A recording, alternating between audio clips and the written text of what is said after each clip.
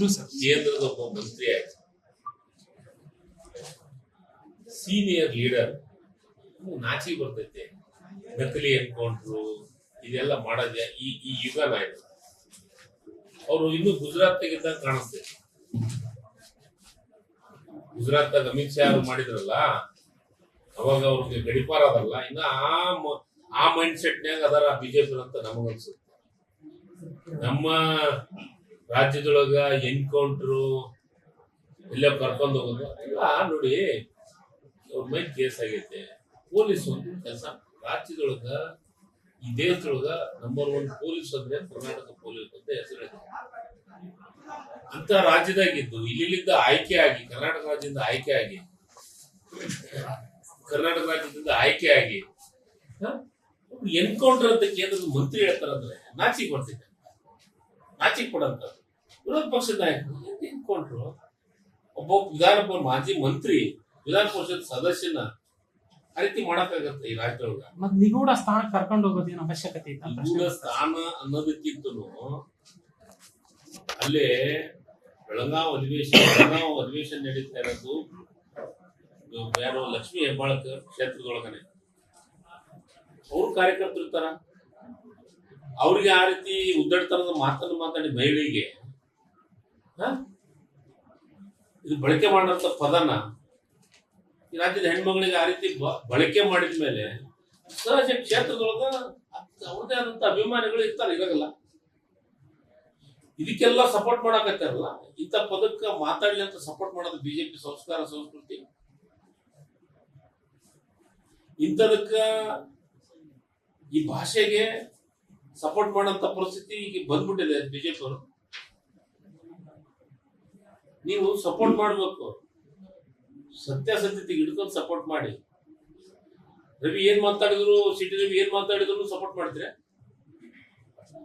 Police case ಆಗೈತೆ, police case ಆಗತ್ತೆ, ಅವ್ರ ಗೌರವದಿಂದ ರೆಸ್ಪೆಕ್ಟ್ ಕೆಲಸ ಮಾಡಕ್ಕೆ ಅವ್ರಿಗೆ ಜನ ಅವ್ರಿಗೇನು ತೊಂದರೆ ಆಗ್ಬಾರ್ದಲ್ಲ. ಈಗ ಅಲ್ಲೇ ಅವ್ರ ಮೇಲೆ ಈಗ ಅವರೇ ಹೇಳಿದ್ದು ಅಲ್ಲೇ ಮಾಡಕ್ ಬಂದ್ರು ನನ್ನ ಮ್ಯಾಗ ಯಾರು ಸಿಟಿ ರವಿ. ನಮ್ಮ ಸರ್ಕಾರ ಜವಾಬ್ದಾರಿ ಸರ್ಕಾರ, ಅವ್ರ ರಕ್ಷಣೆ ಮಾಡೋದು ನಮ್ ಜವಾಬ್ದಾರಿ. ಅದಕ್ಕೆ ಅವ್ರಿಗೆ ಆ ರೀತಿ ಒಬ್ಬ ರಾಷ್ಟ್ರ ನಾಯಕನಾಗಿ ಜೋಶಿ ಈ ರೀತಿ ಸಣ್ಣ ಕೀಳುಮಟ್ಟದ ಸ್ಟೇಟ್ಮೆಂಟ್ ಕೊಡ್ತಾರೆ, ಸಣ್ಣ ಹುಡುಗರಿಗೂ ಅರ್ಥ ಆಗತ್ತೆ ಇದು ರಾಜಕಾರಣ ಮಾಡಕತ್ತಾರೆ ಇವರು ಅಂತ. ಈಗ ಒಂದು ಸಿಟಿ ರವರೇ ಆರೋಗ್ಯ ಶಿಕ್ಷಣದ ಯುಗ ಅಂತ ನಾವು ನೋಡ್ತಾರೆ. ಅಂದ್ರೆ ಎಷ್ಟು ಸಾಧ್ಯ ಐತೆ ಅಷ್ಟು ಶಿಕ್ಷಣ ಮತ್ತು ಆರೋಗ್ಯದ ಕಡೆ ಗಮನ ಕೊಡ್ಬೇಕು. ನನ್ನ ಪ್ರಮುಖವಾದಂತ ಬೇಡಿಕೆ, ನನ್ನ ಆಸೆ ಇಷ್ಟೇ, ಎರಡೂ ಕಡೆ ತಹಸೀಲ್ದಾರ್ ಅದು ಏನು ಪ್ರಜಾಸೌಧವನ್ನು ಮಾಡಬೇಕು. ಅದು ಮಾತು ಕೊಟ್ಟಿದ್ದೇನೆ ಚುನಾವಣೆ ಬೂತ್ ಇದ್ದು ಅದಕ್ಕೂ ಒಂದೊಂದು ಗ್ರಾಮ ಪಂಚಾಯತಿಗೂ ಒಂದೊಂದು PH ಅಪ್ರೂವ್ ಮಾಡಿಸ್ತಾ ಇದ್ವಿ. ಅದನ್ನ ಆಮೇಲೆ ಹೇಳ್ತೀನಿ. ಈ ಸತಿ ಇವತ್ತಿನ ಅಷ್ಟ ಬರೀ ಸಾಕು ನಮಗ.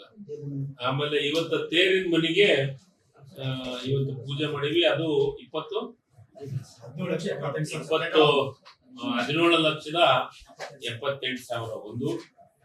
ಆಮೇಲೆ ಇದ್ರೊಳಗ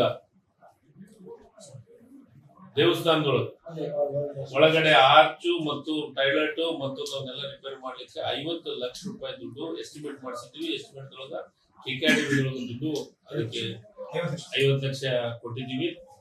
50 ಲಕ್ಷ ಕೊಟ್ಟು ಉಳಿದಕ್ಕೆ ಏನ್ ಬೇಕಾಗೈತೆ ಅದನ್ನ ಆದಷ್ಟು ಬೇಗ ಟೆಂಡರ್ ಮಾಡ್ತೀವಿ, ಪ್ರೊಸೆಸ್ ಮಾಡ್ತೀವಿ.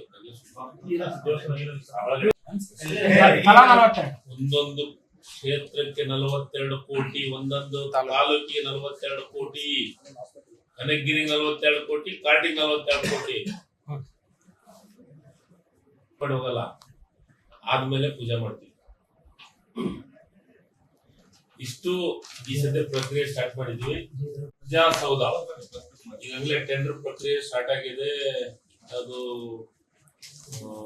ವಸತಿ ಇದಕ್ಕೆ ಕೊಟ್ಟಿದ್ದಾರೆ, ಹೌಸಿಂಗ್ ಬೋರ್ಡ್ ಇಲಾಖೆಯಿಂದ ಹೌಸಿಂಗ್ ಬೋರ್ಡ್ ಕೊಟ್ಟಿದ್ದಾರೆ.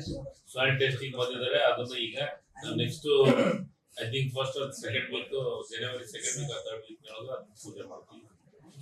ಮತ್ತು ಈಗ ನಾವು ಹಾಸ್ಪಿಟ್ಲಿಗೆ ಅಂತ ಜಾಗ, ಹಾಸ್ಪಿಟ್ಲಿಗೆ ಜಾಗ, ಇದಕ್ಕೆ ಅಗ್ನಿಶಾಮಕ ದಳ ಜಾಗ, KSRTC ಡಿಪೋ ಜಾಗ, ಇವೆಲ್ಲ ಅಲಾಟ್ಮೆಂಟ್ ಮಾಡಿದ್ದೀವಿ. ಈಗ DC ಲಾಗಿನ್ ಆಗಿದೆ. ಈ ವಾರದೊಳಗೆ ಅದನ್ನು ಡಿಸಿಲ್ ಆಗಿದ್ರೊಳಗೆ ಅಪ್ರೂವ್ ಆಗಿ ಹೊಸ ಪ್ರಕ್ರಿಯೆ ಏನೇನು ಪ್ರಾರಂಭ ಮಾಡಬೇಕು ಪ್ರಾರಂಭವನ್ನು ಮಾಡ್ತೀವಿ. ಒಂದು ಅಗ್ನಿಶಾಮಕ ಅಗ್ನಿಶಾಮಕ ದಳ ಇದಕ್ಕೆ ಸುಳಿ